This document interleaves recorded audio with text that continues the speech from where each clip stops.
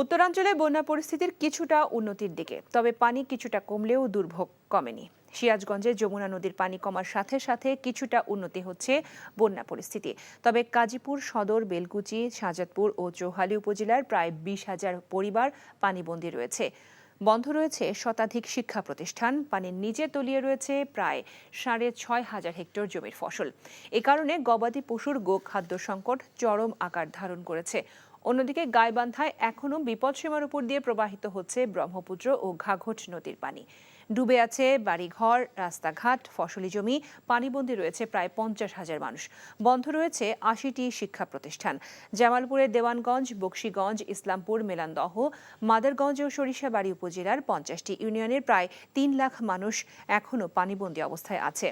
বন্যার কারণে তলিয়ে গেছে 8,000 হেক্টর ফসলি জমি। এছাড়া রংপুর, কুড়িগ্রাম, বগুড়া, নেত্রকোনা, শেরপুরে বন্যা পরিস্থিতির উন্নতির দিকে, তবে নিম্নাঞ্চল এখনও তলিয়ে আছে পানিতে।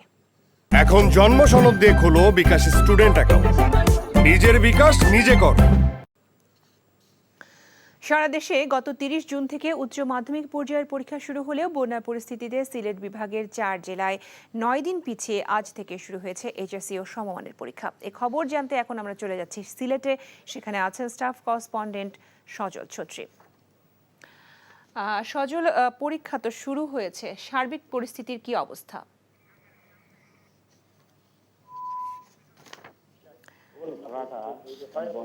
দফায় দফায় 3 দফায় বেড়েছে পানির উচ্চতা। নদীর পানির একদিকে অতি ভারী বৃষ্টি, অন্যদিকে পাহাড়ি ঢলে প্লাবিত হয়েছে নতুন নতুন এলাকা। এখনো কিন্তু 5 লাখের উপর মানুষ পানিবন্দী আছে, 8,000 মানুষ আশ্রয়কেন্দ্রে আছে। এই পরিস্থিতিতে প্রায় 9 দিন পিছিয়ে আজ পরীক্ষা শুরু হয়েছে। এবং আজকের যদি আমরা চিত্র দেখাই, যে এটি হচ্ছে সিলেটের দক্ষিণ সীমা সরকারি কলেজে, এর বাইরে দেখবেন পুরোটাই পানিবন্দী। এরকম বেশ কয়েকটি কেন্দ্র আছে যেগুলো বাইরে পানি, এরকম পানি চুচুম্বুর আছে, যদিও যে কেন্দ্রগুলোতে পানির ভিতরেও শিফট করা হয়েছে। এবং এখন পর্যন্ত আমাদের শিক্ষা বোর্ড জানিয়েছে এবং ভিজিট করেছি, যেখানে দেখেছি যে পরীক্ষা কেন্দ্রে কিন্তু পানি নেই, মানে কক্ষের ভিতরে পানি নেই, কিন্তু কেন্দ্রের বাইরে এরকম নানান বালির বস্তা বিছিয়ে বা নানান ভাবে শিক্ষার্থীদের যাওয়ার ব্যবস্থা করে দেওয়া হয়েছে। এই অবস্থায় পরীক্ষা অনুষ্ঠিত হচ্ছে এবং 27টি কেন্দ্রের 309টি শিক্ষা প্রতিষ্ঠানের প্রায় 83,000 পরীক্ষার্থী পরীক্ষায় অংশগ্রহণ করার কথা। কিন্তু এই বন্যা পরিস্থিতিতে যেহেতু অনেকে যেতেই পারছেন না কেন্দ্রে, অনেকের প্রস্তুতি হয়নি, কারণ 1.5 মাস ধরে বন্যা পরিস্থিতির সাথে লড়াই করতে হচ্ছে আসলে কথা। কিন্তু এই বন্যা পরিস্থিতিতে যেহেতু অনেকে যেতেই পারছেন না কেন্দ্রে, অনেকের প্রস্তুতি হয়নি, কারণ 1.5 মাস ধরে বন্যা পরিস্থিতির সাথে লড়াই করতে হচ্ছে আসলে শিক্ষার্থীদেরও তাদের প্রস্তুতি যথেষ্ট হয়নি। এই কারণে কিন্তু আমরা অনুপস্থিতির হার অনেক বেশি দেখছি। আমরা এই কলেজেই প্রায় 1306 জন পরীক্ষার্থী পরীক্ষা দেওয়ার কথা, কিন্তু 1242 জন পরীক্ষার্থী কেন্দ্রে উপস্থিত হয়েছেন বা পরীক্ষা দিচ্ছেন বলে আমরা জেনেছি। এবং সব মিলিয়ে অনুপস্থিত হারটা অনেক বেশি হবে বলেই ধারণা করা হচ্ছে। এবং অভিভাবকরা বলছে যে পরীক্ষার্থীরা আসলে যথেষ্ট প্রস্তুতি নিতে পারেনি, যার কারণে আরেকটি ফলাফল বিপর্যয়ের মুখে পড়তে যাচ্ছে হয়তো সিলেট। কিন্তু শিক্ষা বোর্ড বলছে যে আর পিছিয়ে পরীক্ষা নেওয়ার কোনো সুযোগ নেই, কারণ আগামী কয়েকদিনের মধ্যে আরও পরিস্থিতির অবনতি হওয়ার আশঙ্কা করছে আবহাওয়া অধিদপ্তর।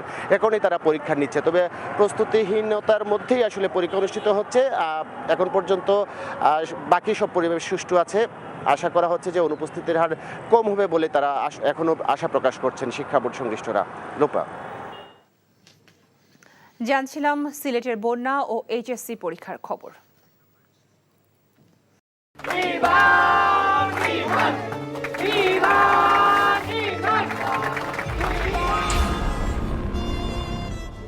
তুমি নিজের জীবনটা শেষ করলে, সাথে আমারটাও শেষ করে দিয়ে গেলে।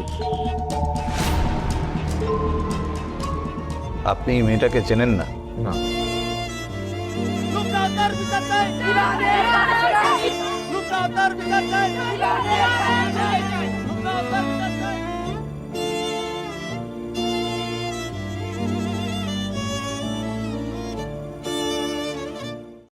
এখন জন্ম সনদ দিয়ে খোলো বিকাশ স্টুডেন্ট অ্যাকাউন্ট। নিজের বিকাশ নিজে কর।